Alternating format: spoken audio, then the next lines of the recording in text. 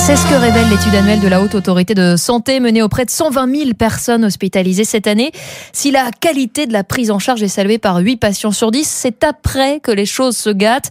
Trop peu d'informations sur l'organisation de la sortie, sur les complications qui pourraient survenir.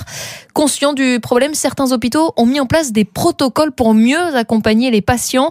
Vous l'avez constaté à l'hôpital Saint-Joseph à Paris, Quentin Vinet. Oui, vous ne verrez pas grand monde errer dans les couloirs de cet hôpital, explique le docteur Pascal Alfonsi, à l'origine d'un protocole en place depuis 3 ans pour que le patient reste juste le temps nécessaire. Il arrive le matin même de l'opération, très rapidement en post-opératoire, même si c'est une chirurgie digestive, on va lui donner à manger, l'aider à se lever pour qu'il marche au moins quelques pas le jour même. À partir du moment où le patient a récupéré son autonomie, il n'a aucune raison de rester à l'hôpital.